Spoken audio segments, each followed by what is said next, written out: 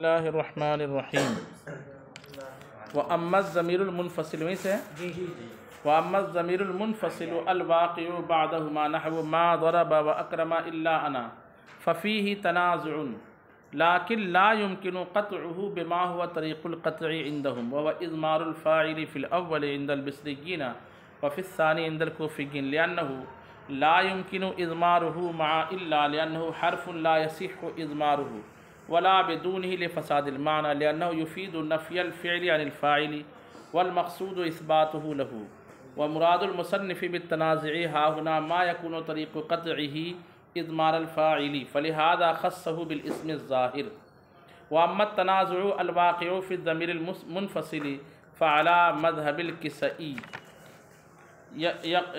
يقطع بالحذف وأما على مذهب الفراء فيعملان معا وأما على مذهب غيرهما فلا يمكن قطعه لأن طريق القطع عندهم الإضمار وهو ممتنع لما عرفت فقد يكون تنازع الفعلين في الفاعلية بأن يقتضي كل منهما أن يكون الاسم الظاهر فاعلا له فيكونان متفقين في اقتضاء الفاعلية مثل ضربني وأكرمني زيد وقد يكون تنازعهما في المفعولية بأن يقتضي كل منهما أن يكون الاسم الظاهر مفعولا له فيكونان متفقين في اقتضاء المفعولية مثل ضربت وأكرمت زيدا وقد يكون تنازعهما في الفاعلية والمفعولية وذلك يكون على وجهين أحدهما أن يقتضي كل منهما فاعلية اسم ظاهر ومفعولية اسم ظاهر آخر فيكونان متفقين في ذلك الاقتضاء مثل ضرب وأهان زيد عمرا وليس هذا قسما ثالثا من التنازع بل هو اجتماع القسمين الأولين وثانيهما أن يقتضي أحد الفعلين فاعلية اسم ظاهر والآخر مفعولية ذلك الاسم الظاهر بعينه ولا شك في اختلاف اقتضاء الفعلين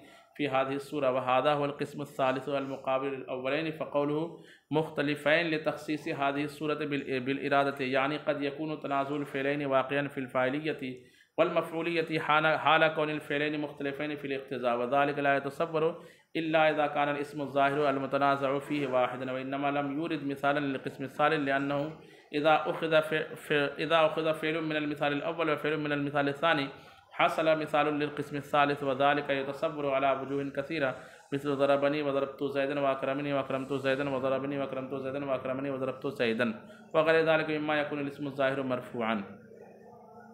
یہاں تک کہ عبارت میں دو بات بیان کی گئی ہے. ٹھیک ہے، پہلی بات یہ بیان کی گئی ہے کہ ضمیر منفصل اس میں ظاہر ہی میں تنازع کیوں ہوتا ہے، ضمیر میں تنازع کیوں نہیں ہوتا. تو ضمیر دو طرح کی ہوتی ہے، ضمیر متصل اور ضمیر متصل میں تنازع کیوں نہیں ہوتا اس کی دلیل بیان کر دی گئی، پڑھ لی ہم نے کہ اتصال کے سبب جو اس کو ہٹا نہیں سکتے، انفصال کی صورت لازم آ جائے گی اس لیے. اور ضمیر منفصل میں تنازع اس لیے نہیں ہو سکتا کہ وہاں تنازع کی جو صورت ہے وہ متصور تو ہے لیکن رفع تنازع کو دور کرنے کا جو طریقہ ہے اس طریقے سے تنازع دور کیا نہیں جا سکتا. تنازع کو دور کرنے کا دو طریقہ ہے نا، یا تو پہلے فعل کو عمل دے دیا جائے یا دوسرے فعل کو. تو جمہور مذہب کے مطابق تنازع کو دور کرنے کا، جنہوں نے طے کر دیا ہے کہ پہلے ہی کو دینا پڑے گا یا دوسرے کو دینا پڑے گا، اس کے مطابق تو اس کا حل موجود ہے. لیکن جو جمہور کا مذہب ہے تنازع دور کرنے کا، وہ ضمیر منفصل میں اس طریقے سے تنازع دور نہیں ہو پائے گا. اس کو سمجھانے کے لیے مثال لائی ہے انہوں نے. مثال کے طور پر ما ضرب و اکرم الا انا، نہیں مارا اور عزت نہیں کی مگر میں نے. ٹھیک ہے، تو الا انا یہ مکمل الا انا میں جو انا ہے اس کو فاعل بنانا چاہ رہا ہے کون؟ ضربہ بھی اور اکرمہ بھی، ضربہ فعل بھی اور اکرمہ بھی. تو اب اگر مثال کے طور پر بصریوں کے مذہب کے مطابق یا کوفیوں کے مذہب کے مطابق پہلے فعل کو یا دوسرے فعل کو عمل دیں، تو پہلے فعل کو اگر ہم دیں گے کس کو؟ تو دوسرے فعل میں اس کی کیا لانی پڑے گی؟ ضمیر لانی پڑے گی. اور اگر دوسرے فعل کو عمل دیں تو پہلے فعل میں اس کی کیا لانی پڑے گی؟ تو ضمیر مثال کے طور پر الا انا میں انا کی صرف ضمیر لائیں گے یا الا انا کی؟ تو اگر ہم یوں کہیں ما ضرب انا تو معنی کچھ اور ہو جائے گا. ما ضرب الا کے ساتھ تو ضمیر نہیں آئے، یعنی ضمیر صرف انا کی طرف لوٹے گی نا، الا انا کی طرف تو ضمیر نہیں لوٹے گی نا. تو ما ضرب انا کا معنی ہو جائے گا میں نے نہیں مارا. حالانکہ بولنا کیا چاہ رہا ہے؟ صرف میں نے ہی مارا، کسی اور نے نہیں مارا. تو مجموعہ کی طرف چونکہ ضمیر جو قطع کرنے کا تنازع قطع کرنے کا جو طریقہ ہے وہ طریقے سے اس کا حل ہو نہیں پا رہا ہے، اس لیے ضمیر منفصل میں بھی تنازع کی صورت ممکن نہیں ہے۔ دیکھیے ترجمہ، کہتے ہیں کہ وَأَمَّا الضَّمِيرُ الْمُنْفَصِلُ الْوَاقِعُ بَعْدَهُمَا، باتیں بہت زیادہ ہیں، مفہوم کم ہے، زیادہ کوئی مطلب دشوار نہیں ہے، ترجمہ کرتے چلے جاتا ہوں سمجھ میں آ جائے گی بات۔ لیکن ضمیر منفصل الواقع بعدہما، جو کہاں واقع ہو؟ دونوں فعل کے بعد واقع ہو، جیسے ما ضرب واکرم الا انا، ففیہ تنازع، تو اس میں تنازع تو ہے، لیکن لا يمکن قطعہ بما هو طریق القطع عندهم، لیکن اس کو قطع کرنا اس طریقے سے جس طریقے سے قطع کرنا نحویوں کے نزدیک ہے ممکن نہیں۔ لا يمکن قطعہ، اس کو ختم کرنا یعنی تنازع کو ختم کرنا ممکن نہیں۔ کیسے ممکن نہیں؟ بما ہوا طریق القطع عندهم، اس طریقے سے جو نحویوں کے نزدیک قطع کا طریقہ ہے، قطع کرنے کا طریقہ ہے، اور وہ کیا ہے؟ وَهُوَ إِضْمَارُ الْفَاعِلِ فِي الْأَوَّلِ عِنْدَ الْبِصْرِيِّينَ وَفِي الثَّانِي عِنْدَ الْكُوفِيِّينَ، اور وہ یہ ہے کہ دوسرے فعل کو عمل دے کر پہلے فعل میں ضمیر لائے جائے، کس کے نزدیک؟ بصریوں کے نزدیک، اور کوفیوں کے نزدیک پہلے فعل کو عمل دے کر دوسرے فعل میں کیا لائے جائے؟ ضمیر لائے جائے۔ لِأَنَّهُ، تو یہ ممکن کیسے نہیں؟ لِأَنَّهُ لَا يُمْكِنُ إِضْمَارُهُ مَعَ إِلَّا، اس لیے کہ اس انا کے لیے ضمیر لانا ممکن نہیں ہے، کس کے ساتھ؟ اللہ کے ساتھ۔ لِأَنَّهُ حرف لا يصح إضماره، اس لیے کہ اللہ حرف ہے اور اس کے لیے ضمیر لانا ممکن صحیح نہیں ہے۔ ولا بدونه، اور اس کے بغیر بھی ضمیر نہیں لا سکتے، اگر اس کے بغیر ضمیر لائیں گے تو معنی بدل جائے گا، لفساد المعنی، جیسے میں نے بھی سمجھایا۔ ما ضربا و اکرما الا انا میں اگر ما ضربا سے ما ضربا میں ضمیر لکھا جائے تو ما ضرب تو بولنا پڑے گا نا، متکلم کے مطابق اس کو ما ضربا سے کیا بنانا پڑے گا؟ تو ما ضرب تو کا معنی کیا ہو جائے گا؟ میں نے نہیں مارا، بولنا کیا چاہ رہا ہے؟ میں نے ہی مارا، اس لیے معنی بگڑ جائے گا۔ لِأَنَّهُ يُفِيدُ نَفْيَ الْفِعْلِ عَنِ الْفَاعِلِ وَالْمَقْصُودُ إِثْبَاتُهُ لَهُ، معنی میں فساد یہ ہوگا کہ اس لیے کہ اب جو ہے یعنی ضمیر کا لانا یہ افادہ کرے گا فعل کی نفی کا فاعل سے، یعنی مار کی نفی ہو جائے گی مارنے والے سے۔ والمقصود اثباتہ لہو، اور مقصود کیا ہے؟ فعل کو اس کے لیے ثابت کرنا، یعنی مار کو اس کے لیے ثابت کرنا۔ اور مراد المصنف بالتنازع ہا ہنا ما یکون طریق قطعہ اضمار الفاعل، اور تنازع سے مصنف کی مراد یہاں پر وہی تنازع ہے جس کو ختم کرنے کا طریقہ اضمار فاعل ہو، یعنی فاعل کے لیے ضمیر لانا جائز ہو، اور یہاں پر جائز نہیں ہے فساد معنی کی۔ فلہذا خصہ بالاسم الظاہر، اس لیے تنازع کو انہوں نے کس چیز سے خاص کر دیا؟ اسم ظاہر کے ساتھ کر دیا۔ وَأَمَّا التَّنَازُعُ الْوَاقِعُ فِي الضَّمِيرِ الْمُنْفَصِلِ فَعَلَى مَذْهَبِ الْكِسَائِيِّ يُقْطَعُ بِالْحَذْفِ، لیکن دوسرے جو کچھ نحوی ہے جو جمہور نہیں ہے، مذہب جمہور کے مطابق نہیں ہے بلکہ کچھ منفرد مذاہب ہیں، جیسے امام کسائی کا تنازع دور کرنے کا طریقہ یہ ہے کہ ایک کو کیا کریں گے؟ ایک کے فاعل یا مفعول بھی کو کیا کر دیں گے؟ حذف کر دیں گے۔ کیا کر دیں گے؟ حذف کر دیں گے۔ تو حذف کر یہاں کر سکتے ہیں کہ ما ضربا و اکرما الا انا میں الا انا کو اکرما کا فاعل بنا دیجئے اور ما ضربا کے فاعل کو کیا کر دیجئے؟ حذف کر دیجئے۔ اس طریقے سے ضمیر منفصل میں بھی تنازع کی صورت ہو جائے گی۔ بات سمجھ میں آ رہی ہے؟ کہتے ہیں لیکن تنازع جو واقع ہو ضمیر منفصل میں فعلی مذہب الکسائی، تو امام کسائی کے مذہب پر یقطع بالحذف، کیسے ختم کیا جا سکتا ہے؟ حذف کے ذریعے سے ختم کیا جاتا ہے، دوسرے فعل کو عمل دے دیجئے اور پہلے فعل کے فاعل کو کیا کر دیجئے؟ حذف کر دیجئے۔ وَأَمَّا عَلَى مَذْهَبِ الْفَرَّاءِ فَيَعْمَلَانِ مَعًا، اور امام فرا کا مذہب کیا ہے کہ اسم جہاں ہے وہی رہے گا اور دونوں اس میں وہی رہتے ہوئے کیا کرے گا؟ تو ایک ہی شے جو ہے بیک وقت دو چیزوں کا کیا ہو جائے گی؟ معمول ہو جائے گی، اور یہ ہمارے نزدیک درست جمہور نحویوں کے نزدیک درست نہیں ہے۔ وَأَمَّا عَلَى مَذْهَبِ غَيْرِهِمَا فَلَا يُمْكِنُ قَطْعُهُ، اور ان دونوں کے علاوہ کے مذہب پر تو اس لڑائی کو ختم کرنا ممکن نہیں، اس کو قطع کرنا ممکن نہیں ہے، وہی ضمیر والی صورت میں۔ لِأَنَّ طریق القطع عندهم الازمار، اس لیے کہ جمہور کے نزدیک قطع کا طریقہ کیا ہے؟ ازمار ہے۔ وَهُوَ مُمْتَنَعٌ لِمَا عَرَفْتَ، اسی دلیل سے جو پیچھے آپ نے کہ اگر کریں گے ازمار تو پھر معنی میں کیا لازم آ جائے گا؟ فساد لازم آ جائے گا۔ فقد يكون اے تنازع الفعلین فی الفاعلیت، عبارت تھی فقد يكون فی الفاعلیت، لیکن یکونوں میں ہوا ضمیر کا مرجع نکال کے بتایا تنازع، تو دونوں فعل کا تنازع ہوگا فی الفاعلیت، کس میں؟ فاعلیت میں، فاعل میں نہیں، فاعلیت میں تنازع ہوگا. فاعلیت میں تنازع سے مراد وہی ہے کہ دونوں فعل اس کو کیا بنانا چاہے, بِأَن يَقْتَضِيَ كُلٌّ مِّنْهُمَا, ان دونوں فعلوں میں سے ہر ایک تقاضا کرے. کیا تقاضا کرے؟ أَن يَكُونَ الْإِسْمُ الظَّاهِرُ فَاعِلًا لَهُ, کہ اس کے بعد والا جو اس میں ظاہر ہے وہ اس کا کیا بنے؟ فاعل بنے. فیکونان متفقین فی اقتضاء الفاعلیت, تو دونوں فاعلیت کے تقاضا کرنے میں کیا ہوں گے؟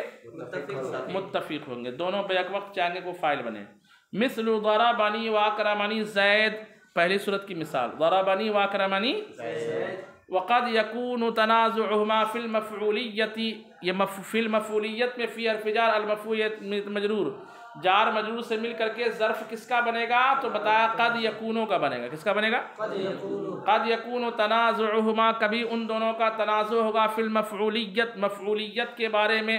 بأن یقتضی کل منہما ان یکون الاسم الظاہر مفعولا لہ, بئی طور کہ ان دونوں میں سے ہر ایک یہ تقاضا کرے کہ وہ اسم ظاہر اس کا کیا بن جائے؟ مفعول بن جائے. مفعولا لہ سے مراد مفعول لہ نہیں بن جائے بلکہ کیا بن جائے؟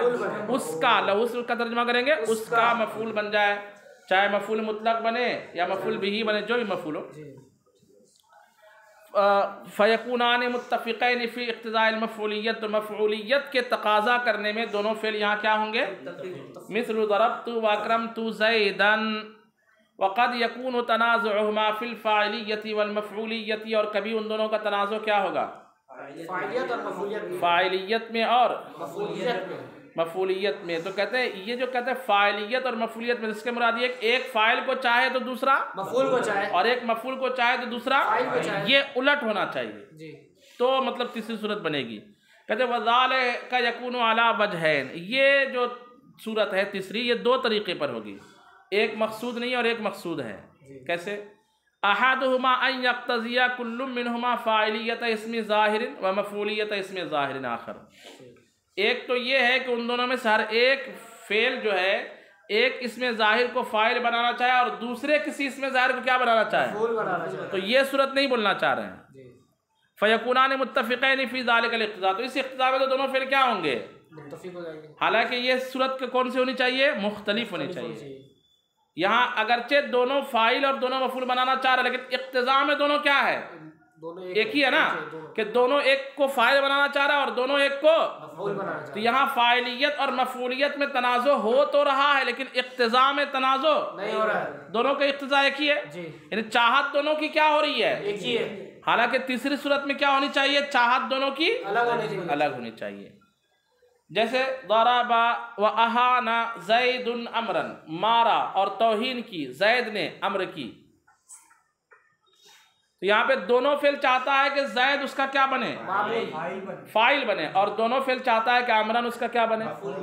تو یہ تیسری صورت نہیں ہے, یہ تو اتفاقی صورت ہوئی. کون سی صورت ہوئی؟ وَلَيْسَ هَذَا قِسْمًا ثَالِثًا مِنَ التَّنَازُعِ, یہ تنازع کی تیسری قسم بل ہوا اجتماع القسمین الاول, یہ تو پہلی قسم کا کیا ہے؟ اجتماع. پہلی ہی قسم کا کیا ہے کہ پہلا فعل فاعلیت میں تقاضا کر رہا ہے اور مفعولیت میں تقاضا کر رہا ہے. تو جو اوپر یعنی پہلی صورت اوپر جو دو صورتیں گزری نا اسی کا اجتماع ہے یہاں پر.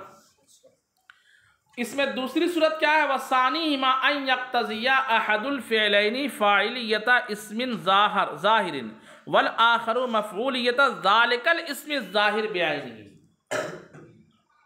اور دوسری صورت یہ ہے کہ دونوں فعلوں میں سے ہر ایک اس اسم ظاہر کے فاعلیت کا تقاضا کرے. ایک جو ہے, ایک ہر ایک نہیں, پہلا جو ہے فاعلیت کا تقاضا کرے اور دوسرا کس کا تقاضا کرے؟ بعینہ, اسی اسم ظاہر کے. تو اب کہا جائے گا کہ تقاضا کرنے میں دونوں فعل ایک دوسرے کے کیا ہیں؟ ولا شک فی اختلاف اقتضاء الفعلین فی هذه الصورة, اور اس صورت میں فعل کے اقتضاء میں فعل کی اقتضاء کے اختلاف میں کوئی شک, یعنی فعل کے تقاضا کرنے کے اختلاف میں کوئی شک نہیں ہے. وَهَذَا هُوَ الْقِسْمُ الثَّالِثُ الْمُقَابِلُ لِلْأَوَّلَيْنِ, اور یہی تیسری قسم ہے جو پہلی دو قسموں کے کیا ہیں؟ بالکل مقابل ہیں. فَقَوْلُهُ مُخْتَلِفَيْن, یہ اصل میں کافیہ کی عبارت ہے. پیچھے عبارت گزری فی الفاعلیت والمفعولیت مختلفین, یہ مختلفین لگانے کی قید کا فائدہ، مختلفین کی قید لگانے کا فائدہ صاحب شرح میں بیان کر رہے ہیں کہ مختلفین اسی لیے لگایا کہ تاکہ آپ وہ والے صورت نہ سمجھ جاؤ کہ دو اسم ہو اور ایک فعل دونوں کو فاعل بنانا چاہے اور دوسرا دونوں فعل دوسرے اسم کو کیا بنانا چاہے، یہ صورت نہیں، بلکہ مختلفین دونوں اقتضاء میں کیا ہوں، دونوں الگ ہو، ایک ہی اسم ہو، ایک چاہے کہ میں اس کو فاعل بناؤں، دوسرا چاہے کہ میں اس کو مفعول بناؤں، یہ مختلفین لگانے کی یہ فائدہ ہے۔ کہتے ہیں کہ فقولہ، تو مصنف کا کہنا مختلفین کس لیے ہے، لتخصیص هذه الصورت بالارادہ، اسی صورت کو مراد لینے میں خاص کرنے کے لیے ہے کہ آپ اسی صورت کو مراد لیں، کوئی اور صورت مراد، وہ پہلی والی صورت جو فرضی ہے وہ صورت مراد نہ لیں۔ یعنی قد یکون تنازع الفعلین واقعا فی الفاعلیت والمفعولیت، یعنی کبھی تنازع فاعلیت اور مفعولیت میں واقع ہوگا حالہ کون الفعلین مختلفین فی الاقتضاء، اس حالت میں کہ دونوں فعل اقتضاء میں کیا ہوں گے، مختلف ہوں گے۔ وذالک لا یتصور الا اذا کان الاسم الظاہر المتنازع فیہ واحدا، اور یہ متصور نہیں ہوگا جب تک کہ وہ اسم جس میں تنازع ہو رہا ہے وہ ایک نہ ہو، اگر دو ہوگا تو یہ صورت تنازع کی نہیں ہو پائے گی۔ اب ایک اعتراض کا جواب کہ دو صورت کی مثال بیان کی ہے صاحب کافیہ نے، اس تیسری صورت کی مثال بیان نہیں کی، بیان کی ہے کیا، دیکھیں نہیں بیان کی ہے، تو بیان کیوں نہیں کی، تو کہا اس لیے کہ پہلی اور دوسری مثال جوڑ کر کے آپ تیسری صورت کی مثال بیان کر سکتے ہیں۔